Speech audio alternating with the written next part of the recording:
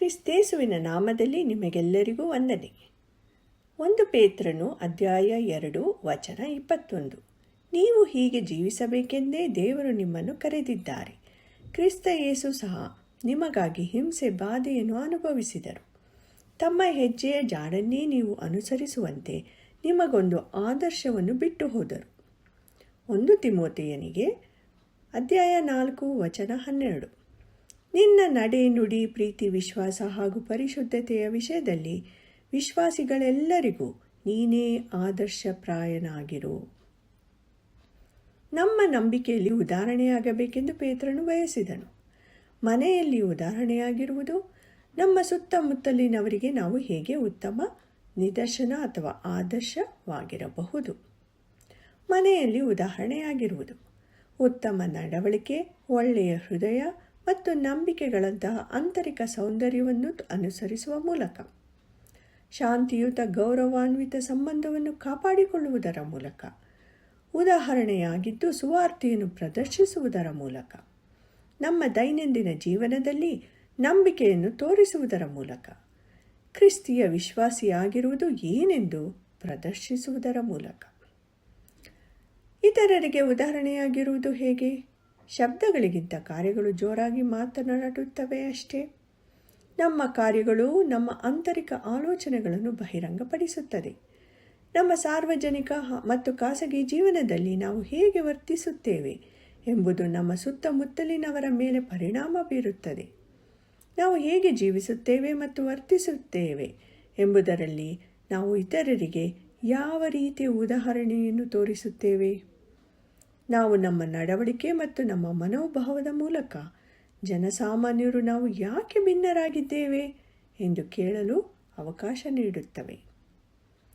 ಯೇಸು ಸ್ವಾಮಿಯು ನಮ್ಮಲ್ಲಿ ಯಾರಿಗಾದರೂ ಹೊಂದಬಹುದಾದ ಸ್ಪಷ್ಟ ಮತ್ತು ಅತ್ಯುತ್ತಮ ಉದಾಹರಣೆಯಾಗಿದ್ದಾರೆ. ತಮ್ಮ ಹೆಜ್ಜೆಯ ಜಾಡನ್ನೇ ನೀವು ಅನುಸರಿಸುವಂತೆ ನಿಮಗೊಂದು ಆದರ್ಶವನ್ನು ಬಿಟ್ಟು ಹೋದರು. ಈಗ 3 ಮಾರ್ಗಗಳನ್ನು ನಾವು ನೋಡೋಣ. ಮೊದಲಿಗೆ, ನಮ್ಮ ನೆರೆಹೊರೆಯವರಿಗೆ ಅಥವಾ ಸುತ್ತಮುತ್ತಲಿನವರಿಗೆ ಸೇವೆ ಸಲ್ಲಿಸುವ ಮೂಲಕ ನಾವು ಉದಾಹರಣೆಯಾಗಿರುವುದು. ಯೋಹಾನನು ಅಧ್ಯಾಯ 13 ವಚನ 4-5. ಆಗ ಪಸ್ಕ ಹಬ್ಬದ ಮುಂಚೆ ಯೇಸು ಊಟದಿಂದೆದ್ದು ತನ್ನ ಉಡುಪುಗಳನ್ನು ತೆಗೆದಿಟ್ಟು ಕೈ ಪಾವಡವನ್ನು ತಕ್ಕೊಂಡು ನಡುವನ್ನು ಕಟ್ಟಿಕೊಂಡನು. ತರುವಾಯ ಆತನು ಬೋಗುಣಿಯಲ್ಲಿ ನೀರು ಹಾಕಿಕೊಂಡು ಶಿಷ್ಯರ ಕಾಲುಗಳನ್ನು ತೊಳೆಯುವುದಕ್ಕೂ ತಾನು ನಡುವಿಗೆ ಕಟ್ಟಿಕೊಂಡ ಕೈ ಪಾವಡದಿಂದ ಅವುಗಳನ್ನು ಒರೆಸುವುದಕ್ಕೂ ಪ್ರಾರಂಭಿಸಿದನು. ವಚನ 14. ಹಾಗಾದರೆ ನಿಮ್ಮ ಕರ್ತನೂ ಬೋಧಕನೂ ಆಗಿರುವ ನಾನು ನಿಮ್ಮ ಕಾಲುಗಳನ್ನು ತೊಳೆದರೆ ನೀವು ಸಹ ಒಬ್ಬರ ಕಾಲುಗಳನ್ನೊಬ್ಬರು ತೊಳೆಯತಕ್ಕದ್ದು. ವಚನ 15. ನಾನು ನಿಮಗೆ ಮಾಡಿದಂತೆಯೇ ನೀವು ಸಹ ಮಾಡಬೇಕೆಂದು ನಾನು ನಿಮಗೆ ಮಾದರಿಯನ್ನು ತೋರಿಸಿದ್ದೇನೆ. ಯಾರೂ ಸೇವೆ ಮಾಡುವುದಕ್ಕಿಂತ ಮೇಲಲ್ಲ ಎಂದು ಯೇಸು ನಮಗೆ ತೋರಿಸಿದನು. ಸ್ವರ್ಗದಿಂದ ಭೂಮಿಗೆ ತನ್ನನ್ನು ತಗ್ಗಿಸಿಕೊಂಡು ಮನುಷ್ಯನಾದ ನಿಜವಾದ ದೇವರು, ಅವರು ಇತರರಿಗಾಗಿ ಸೇವೆಯನ್ನು ಮಾಡುವ ಮೂಲಕ, ಅವರನ್ನು ಗುಣಪಡಿಸುವ ಮೂಲಕ, ಅವರಿಗೆ ಆಹಾರವನ್ನು ನೀಡುವ ಮೂಲಕ, ಅವರಿಗೆ ಕಲಿಸುವ ಮೂಲಕ, ಅವರನ್ನು ಮುನ್ನಡೆಸುವ ಮೂಲಕ ಆತನು ತನ್ನ ಸೇವೆಯನ್ನು ಮುಂದುವರಿಸಿದರು.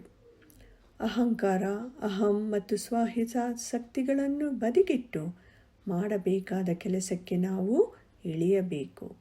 ಯೇಸು ಸ್ವಾಮಿಯು ದೀನ ಕಾರ್ಯಗಳನ್ನು ಮಾಡಲು, ಅದನ್ನು ಸಿದ್ಧವಾಗಿ ಸಂತೋಷದಿಂದ ಮಾಡಲು ಪ್ರದರ್ಶಿಸಿದನು. ನಿಜವಾದ ಸೇವಕರ ಹೃದಯದ ಉದಾಹರಣೆಯಾಗಿದ್ದಾರೆ. ನಮ್ಮ ಸುತ್ತಮುತ್ತಲಿನವರಿಗೆ, ನೆರೆಹೊರೆಯವರಿಗೆ ಸೇವೆ ಸಲ್ಲಿಸುವ ಮೂಲಕ ನಾವು ಉದಾಹರಣೆಯಾಗಿರುವುದು.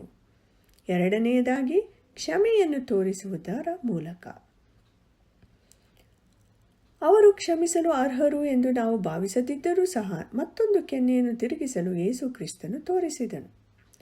ಯೇಸು ಸ್ವಾಮಿಯು ಶಿಲುಬೆಯಲ್ಲಿದ್ದಾಗ ಕ್ಷಮೆಯನ್ನು ತೋರಿದ್ದು ಅತ್ಯುತ್ತಮ ಉದಾಹರಣೆಯಾಗಿದೆ.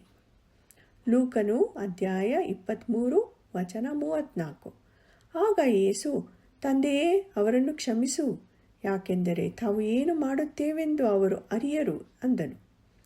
ಅವನ ಮೊದಲ ಕಾಳಜಿ ಆತನಿಗೆ ನೋವನ್ನು ಉಂಟು ಮಾಡುವವರಿಗೆ ಕ್ಷಮೆ ತೋರಿದ್ದು. ಯೇಸು ಸ್ವಾಮಿಯು ಕ್ಷಮೆಯ ಉದಾಹರಣೆಯನ್ನು ನಾವು ಹೇಗೆ ಅನುಸರಿಸಬೇಕೆಂದು ಆತನು ತೋರಿಸಿದನು.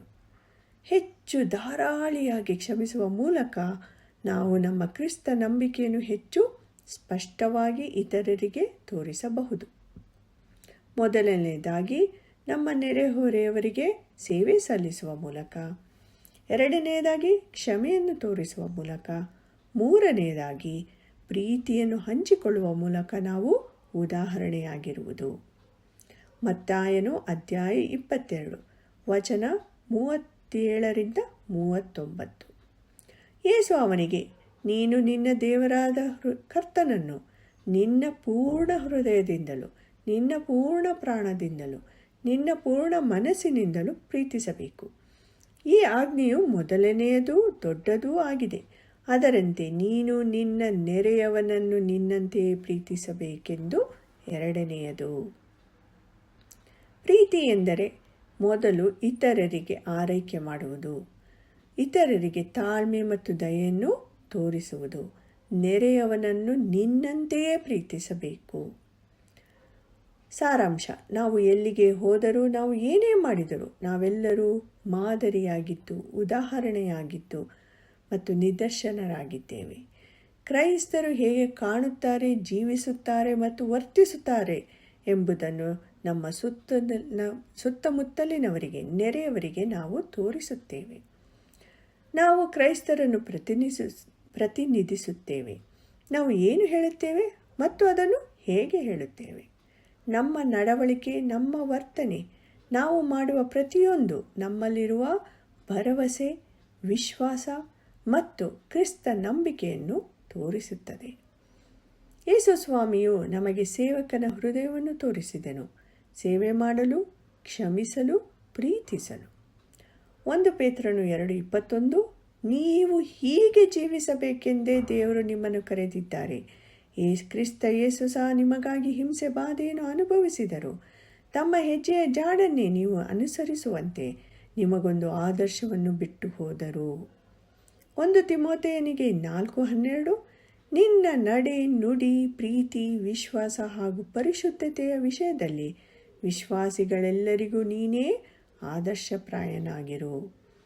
ನಮ್ಮ ಸುತ್ತಮುತ್ತಲಿನ ಎಲ್ಲರಿಗೂ ಉದಾಹರಣೆಯಾಗಿರಿ. ಹೇಗೆ?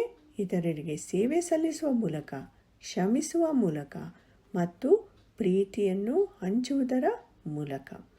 ಕ್ರಿಸ್ತೇಸುವಿನಂತೆ ಪ್ರೀತಿಯ, ಕ್ಷಮಿಸುವ, ಕೋಮಲ ಮತ್ತು ದಯೆಯುಳ್ಳವರಾಗಿರಲು ಕರ್ತನು ತಾನೇ ನಮ್ಮನ್ನು ಸಹಾಯಿಸಲಿ.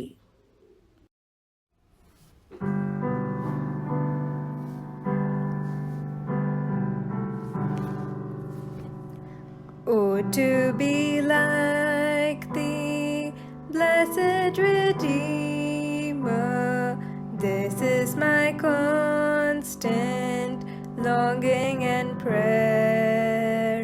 Gladly I'll forfeit all of earth's treasures, Jesus, thy perfect likeness to wear.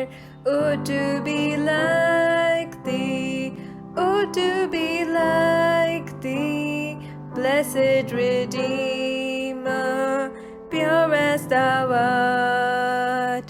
Come in thy sweetness, come in thy fullness, stamp thine own image deep on my heart.